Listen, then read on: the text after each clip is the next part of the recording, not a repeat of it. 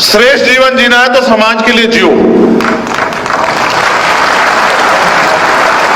आज भीम आर्मी वही तो कर रही है। आज अगर पूरे देश में कोई अन्याय होता है तो पुलिस से पहले किसको आम आदमी याद करता है बताओ? भीम आर्मी को। और जिसकी पुलिस से भी उम्मीदें खत्म हो जाए वो किससे उम्मीद करता है?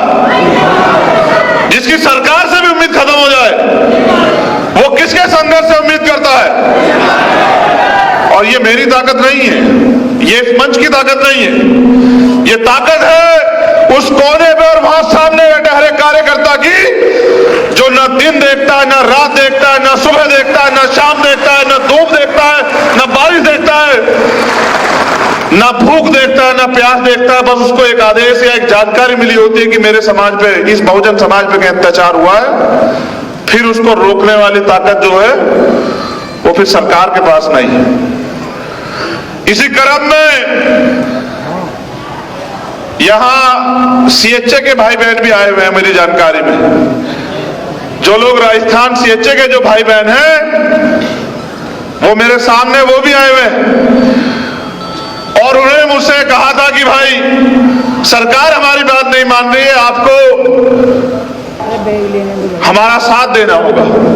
मैंने उनसे वादा किया था कि हमारा अधिवेशन खत्म हो जाने दो, इस राजस्थान सरकार की भी अकल ठीक करने का काम भीम आर्मी के लोग करेंगे।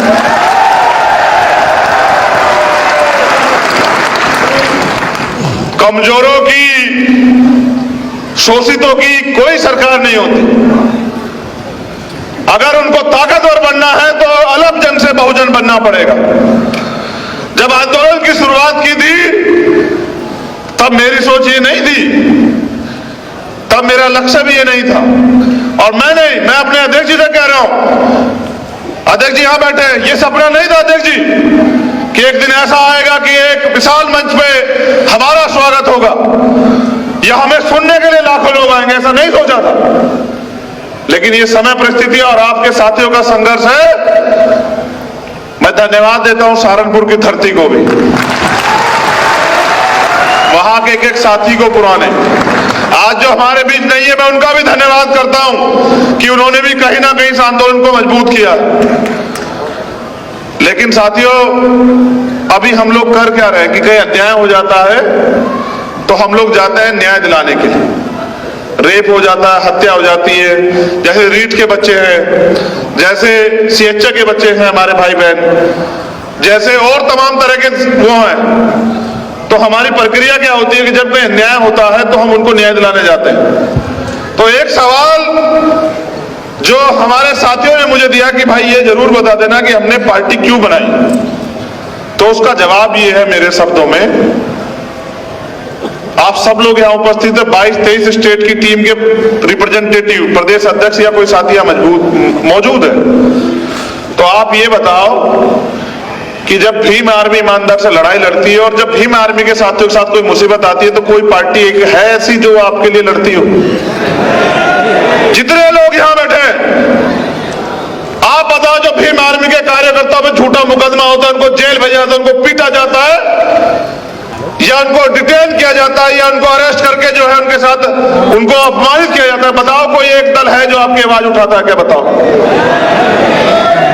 जब आवाज कोई नहीं उठाता और भीम आर्मी के प्रशिक्षण केंद्र में, ये भीम आर्मी पता है क्या है? ये नेता बनाने की फैक्ट्री है हमारी। ये हमारी नेता बनाने की फैक्ट्री है, ये हमारी लीडर बनाने की फैक्ट्री है। और जो नेता से तैयार होता है उसका कितना सम्मान होता है आपने देखा? उसका सम्मान इतना होता है कि जो लोग कभी किससे नहीं मिलते थे वो भीम आर्मी में तैयार हुए नेता को, जिले स्तर के नेता को बराबर में खड़े होकर फोटो खिंचवाते हैं। ये सम्मान दिया है भीम आर्मी ने। क्या हम नहीं जानते कि भीम आर्मी के लोगों को और इस भीम आर्मी को कमजोर करने के लिए कितने षड्यंत्र हो रहे हैं? लेकिन भीम आर्मी तब तक कमजोर हो नहीं होगी, भीम आर्मी तब तक जो है टूटेगी नहीं जब तक इसका कार्यकर्ता लड़ना बंद नहीं कर देता। जिस दिन इसका कार्यकर्ता लड़ना बंद कर देगा, नेताओं की क्या हैसियत है? नेता से कार्यकर्ता नहीं होते, कार्यकर्ताओं से नेता होता है, समाज से नेता होता है। मैंने बहुत सोचा और मैंने इस मंच पे हमारे आदरणीय भंते जी भी उपस्थित हैं, हमारे संत भी उपस्थित हैं, लेकिन मैंने ये सुना है कि जिनका राज नहीं होता उनका धर्म नहीं चलता है, जिनका राज होता है उनका धर्म आगे बढ़ता है। और ये मैंने सवाल पिछली बार भी छोड़ा था बहुत बड़े मंच पे कि दुनिया में भारत से गया बुद्धिज्म, आज यहां अल्पसंख्यक क्यों? इसका कारण क्या है? तो इसका एकमात्र कारण ये है कि यहां उस विचारधारा को मानने वाले लोगों का राज नहीं। और तानाशाही कोई करे, चाहे वो भारत के प्रधानमंत्री हो या श्रीलंका के प्रधानमंत्री हो, तानाशाहों का हथ एक जैसा होता है, उनको छोड़ के भागना पड़ता है। कल श्रीलंका में था, जिस दिन भीम आर्मी के लोग अनुशासन में तैयार हो जाएंगे, ये भारत में भी होगा, आप देख लेना। जन आंदोलन भारत में इसलिए नहीं खड़ा होता मेरे साथियों, क्योंकि अभी हम जातियों में बटे हुए हैं। आज मैं दलितों की तरफ से नहीं बोल रहा हूं, आज मैं अल्पजनों की तरफ से नहीं बोल रहा हूं, और मुझे अल्पजन बनाओ भी मत, मेरी एक ही पहचान है, मैं बहुजन। ये आंदोलन 15 बनाम 85 का है और इस देश में 85 राज करेंगे, इसकी तैयारी भी हमें करनी पड़ेगी, क्योंकि हमने उनको 70 साल से मौका दिया, सारी सरकारें उनकी बनी, स्टेट की हो या सेंटर की, आज भी हमारे लोग आंसू आंसू के लिए मजबूर है, रोटी रोटी के लिए मजबूर है, कपड़े मकान के लिए मजबूर है।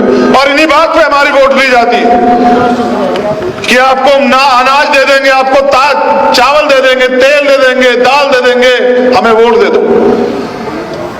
मैं जब बहुत गहराई से भारतीय राजनीति का अध्ययन करता हूं तो मैं देखता हूं कि इस देश में 50 से 55% लोग वोट करते हैं, यानी कि 45% लोग वोट नहीं करते। हमारी तो आबादी 85% है, तो ये 45% लोग अपने मत का प्रयोग क्यों नहीं करते? क्योंकि वो आज तक वोट के प्रति जागरूक हुए ही नहीं है। उनको लगता है कि एक दिन छुट्टी का, उस दिन छुट्टी मनानी है, बाद में रोते रहते हैं पूरे 5 साल कि साहब हमारे हिस्से में कुछ आया नहीं। जब तक हम लोग जाति के जंजाल से बाहर निकल के बहुजन नहीं बनेंगे, इस देश के SC, ST, OBC माइनॉरिटी को संगठित नहीं करेंगे, तब तक हम लोग इस देश में रोते ही रहेंगे, चिल्लाते रहेंगे, इसके अलावा कोई चारा नहीं। और आपके रोने चिल्लाने से कोई सरकार नहीं पिघलती। इसका उदाहरण यहाँ CHA के बच्चे बैठे हुए, इसका उदाहरण उत्तर जार शिक्षक भर्ती के बच्चे बैठे हुए कि वो रोए भी, चिल्लाए भी, पिटे भी, भूखे भी रहे, प्यासे भी रहे, लेकिन सरकार को दया नहीं आई, क्योंकि सरकार का चरित्र एक होता है। ये हमने राजस्थान की सरकार से सीखा। मैं धन्यवाद देता हूं राजस्थान की सरकार का कि उन्होंने हमारे हौसले और बुलंद किए। और मैं अपने राजस्थान के प्रभारी और उनके नेताओं को, जो राजस्थान प्रदेश के भीम आर्मी आजाद समाज पार्टी, कहना चाहता हूं कि अगर अब भी वो दोबारा से वो सरकार सत्ता में आई तो फिर वो अपमान बरकरार रहेगा, जो अपमान उन्होंने जो है इस बार हमें सूद समेत दिया, उसका भी इंतजाम आप लोगों को करना पड़ेगा।